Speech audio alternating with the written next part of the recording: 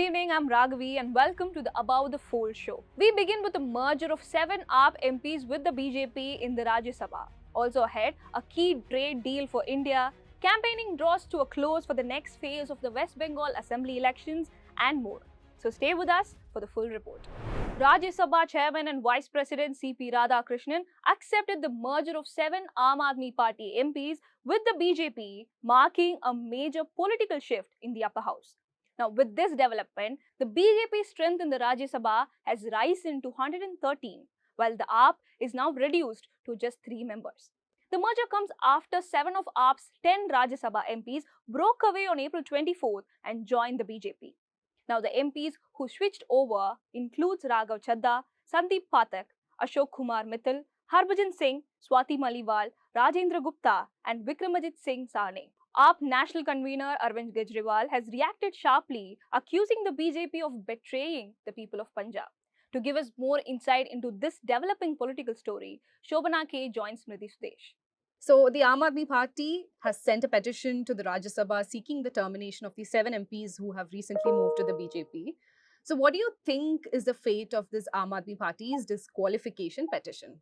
So the disqualification petition will stand, though this morning the Rajya Sabha Secretariat issued a fresh list of MPs showing their party positions, and which reflected that Raghav Chadda and other 6 Aam Aadmi Party defectors are now in the BJP list, but which also therefore has to be interpreted as Rajya Sabha Chairman's approval for these MPs joining BJP. I'll refrain from calling it a merger because AAP still has 3 MPs in Rajya Sabha. So it is not that the party has merged, only 7 of these MPs have moved to the BJP. But even though they have been accepted in the BJP ranks, the disqualification petition that was moved by Sanjay Singh has to go through its usual process, and there is a very complicated and long-drawn process that the Rajya Sabha rules and procedures dictate, and it will have to go through those motions before it can be disposed of. BJP's number now in Rajya Sabha has risen to 113. Do you think this will reshape the political landscape in any way? So Rajya Sabha arithmetic is one of the most dynamic number when it comes to parliamentary politics, because it keeps changing every 2 years. BJP for a very long time struggled to reach the 100 mark, but even before this defection from our Aam Aadmi Party, they were still at 106. So from 106, now they have risen to 113, which is 46%. So right now their strength is 46% of the Rajya Sabha. One thing that we all need to understand is that in Rajya Sabha, BJP has been comfortably placed for a very long time. So the gap between the Congress and the BJP is extremely wide, and the opposition is in no position to mount a credible challenge. Up next, India and New Zealand have signed a free trade agreement aimed at boosting trade and investment between the two countries. The pact was signed in New Delhi by Commerce and Industry Minister Piyush Goyal and New Zealand Trade Minister Todd McLeay. Under the deal, India gets 100% duty-free access to the New Zealand market across all tariff lines. The agreement is expected to boost exports, especially in textiles, leather, footwear, gems and jewelry, engineering goods, and processed foods, while also supporting MSMEs and employment. In West Asia, diplomatic efforts over the ongoing conflict remain stalled. Iran's Foreign Minister Abbas Araghchi has arrived in Russia for talks with President Vladimir Putin. He said the visit would focus on recent developments in the war. Meanwhile, after arriving in St. Petersburg, Araghchi blamed Washington for the failure of recent peace talks, underscoring the continuing deadlock in negotiations. Now, this comes amid reports that Iran, through Pakistan, has proposed a new framework to the US, including reopening the Strait of Hormuz in exchange of easing US restrictions on Iranian ports while postponing nuclear negotiations. Moving on, all eyes are on West Bengal as campaigning has ended for the second phase of polling that is scheduled for April 29. With sharp accusations, last-minute appeals, and high-voltage rallies, the political temperature peaked in the run-up to the crucial vote. Here's the report. The Election Commission of India has rolled out a stringent security plan for the Phase 2 polling in West Bengal, where 142 seats will go to polls on April 29th, with counting scheduled for May 4th. Security forces have been directed to intensify area domination, especially in sensitive pockets, to ensure voters can cast their ballots without fear. Campaigning officially ended at 6 p.m. on Monday. In Bengal's electoral map, power is largely decided in South Bengal's densely populated belt, a region central to the second phase of polling. Districts like North and South 24 Parganas, along with Kolkata and Howrah, together account for nearly a third of the assembly, making this stretch the decisive battleground in this phase. As campaigning hit its final stretch, the war of words intensified. Addressing a rally in Barakpur, Prime Minister Narendra Modi expressed confidence about forming the next government in the state. साथियों, इस चुनाव में वैसे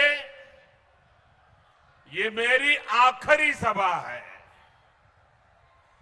और बंगाल में जहां-जहां गया हूं, बंगाल के लोगों का जो मैंने मिजाज देखा है, मैं इस विश्वास के साथ वापस जा रहा हूं कि 4 मई के नतीजों के बाद बीजेपी के शपथ ग्रहण समारोह में मुझे आना ही है.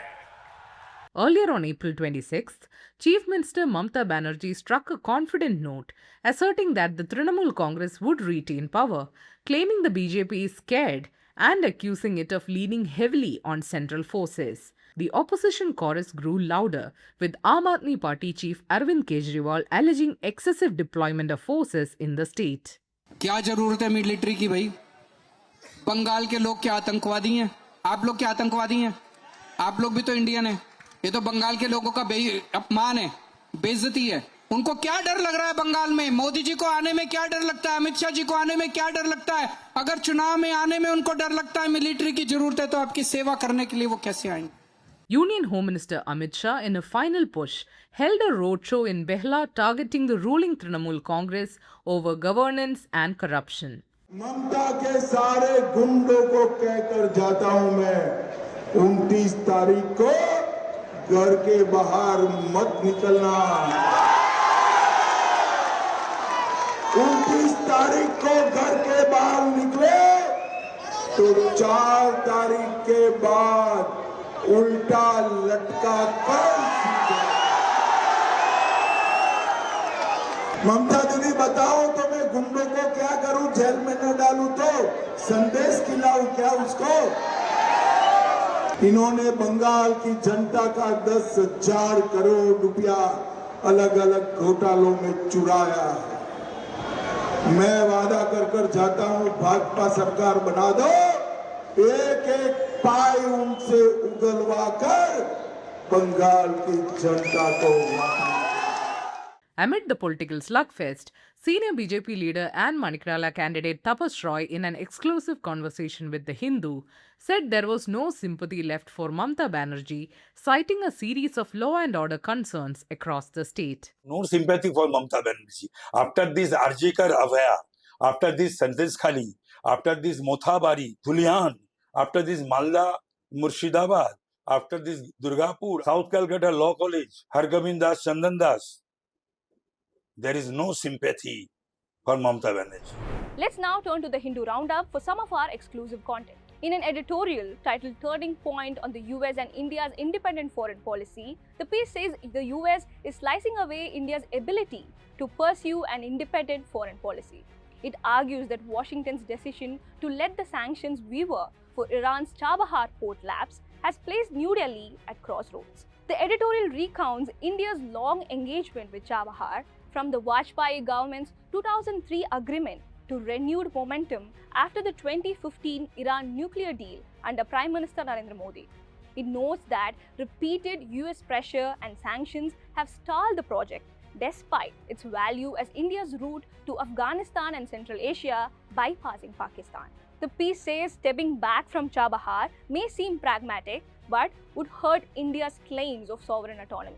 It warns that continued US pressure could narrow New Delhi's strategic choices and global standing. Tap the card above to watch the editorial on the Hindu Originals YouTube channel. In the new episode of the In Focus podcast, author Adrian Wolfson talks to journalist Divya Gandhi about his new book on the future of species. Artificial intelligence, he says, could one day surpass Darwin's evolutionary narrative on natural selection, and in this new world, he predicts AI not just editing but authoring entirely new species using what he calls artificial biological intelligence. Here's a snippet. We're basically shifting the paradigm of creation from a world in which life is exclusively created by evolution, by natural selection, to one in which the kind of intentionality of human design now becomes a real agency and force of creation. Now, in fact, it might surprise you to know that we have already created the world's first ever computer-designed biological entity. That was done by my co-founder and colleague at Stanford, a chap called Brian Heath, and he actually used AI to design the genome of a virus, and the sequence of the virus met the criterion of a new species, right? So we're not talking about something in the future, we're talking about something that has actually already happened. In other news, a complaint has been filed at the Bengaluru's Cubbon Park police station alleging large-scale security sabotage at the Chinnaswamy Stadium during the Royal Challengers Bengaluru versus Gujarat Titans match on April 24. According to the complaint, more than 240 CCTV cameras in and around the stadium were found non-functional during a routine inspection on match day. The complaint was lodged by Stack Technologies, the firm handling AI-driven surveillance for the event. Two individuals linked to a sub-vendor are under suspicion. They allegedly entered the stadium without authorization and tampered with key systems, including disabling the network video recorder, damaging fiber optic cables, and vandalizing newly installed equipment. The alleged sabotage disrupted surveillance at entry gates, perimeter zones, and other public areas, affecting real-time monitoring during the high-profile match. This incident comes against the backdrop of the June 4 stampede during the RCB's victory celebrations that left 11 people dead, once again raising concerns over security lapses. Police have registered a case and began an investigation. And that's it for today. Thank you for watching. Please share your thoughts on today's episode in the comment section. If you found this video useful, don't forget to share it and save the Above the Fold playlist so you never miss an update.